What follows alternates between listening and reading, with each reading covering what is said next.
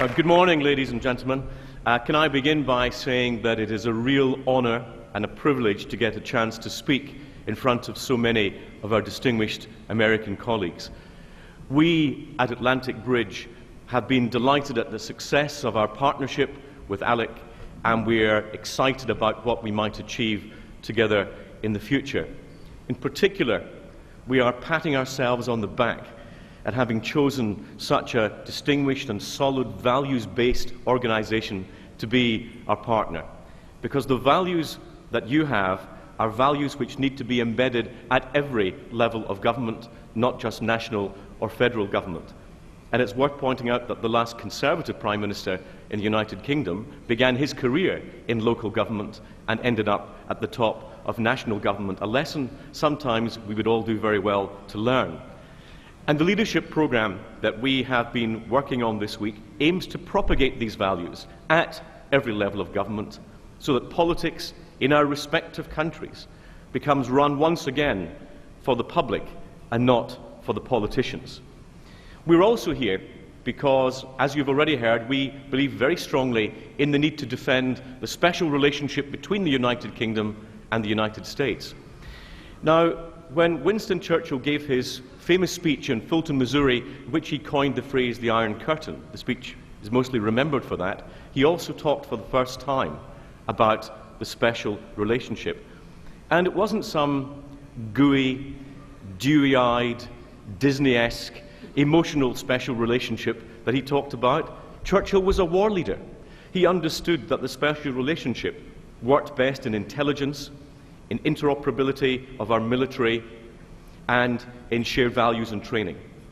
And that's what we need to get back to, understanding some of the realities of what exactly lies out there. And that special relationship reached its peak, in my view, in the Thatcher-Reagan era. In Margaret Thatcher and Ronald Reagan, we were blessed to have two of the greatest post-war leaders that we ever had at the same time when we really needed them.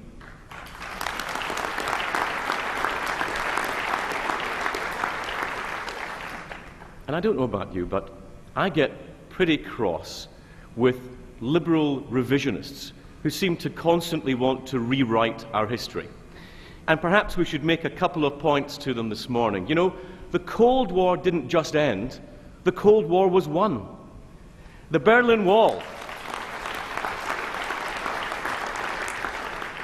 The Berlin Wall didn't just fall down.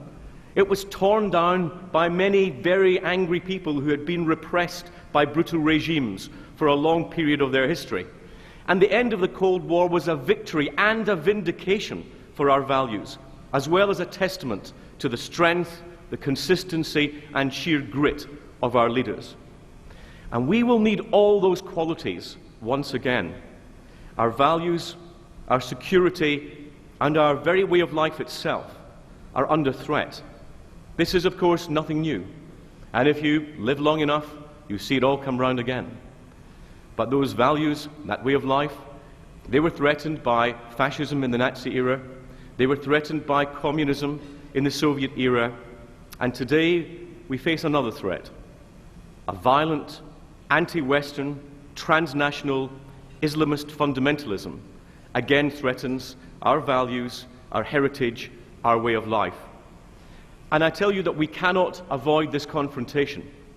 I hear in the United Kingdom, I hear in Europe, I even hear in the United States that if only we weren't in Iraq, if only we weren't in Afghanistan, these fanatics would leave us alone and the level of the threat would diminish. That is palpable nonsense. We cannot avoid the confrontation because there are those who have already chosen to confront us. And they hate us not because of what we do, but because of who we are. And perhaps, just perhaps, we have the luxury of choosing whether to have that confrontation on the border of Pakistan and Afghanistan, or have it in Manhattan, or have it on the London Underground, and I know which I think responsible leaders will choose to do. We live in a very dangerous age.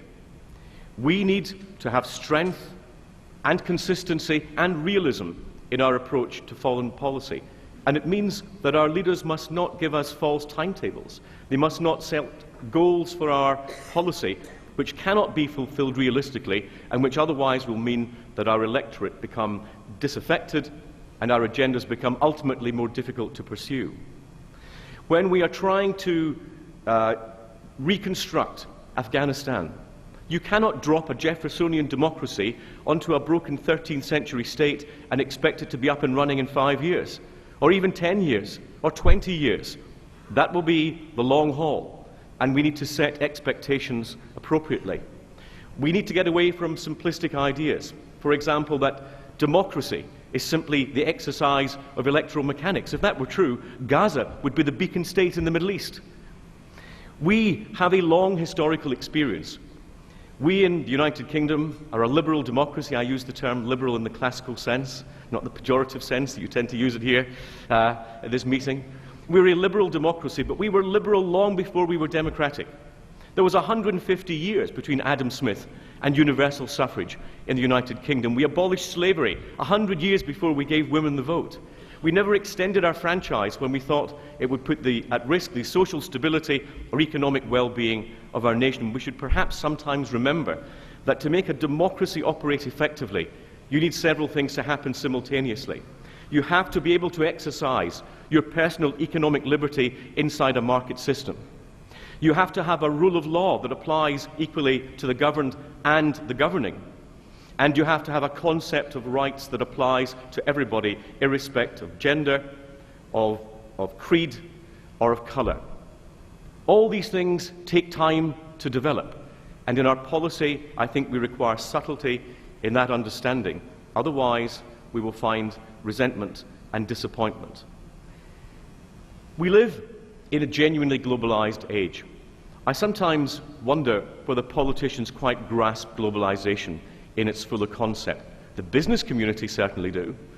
Politicians like the trade and prosperity side of globalization. But I wonder if they fully recognize that in a genuinely interdependent global economy, we have an unavoidable importation of strategic risk. Our well-being and our interests can be threatened in many more parts of the world and by many more players than they might have been in the past. And yet we're trying to deal with a complex, interdependent, 21st century globalized economy with political structures that were designed for the post-Second World War environment and military structures largely designed for the bipolarity of the Cold War.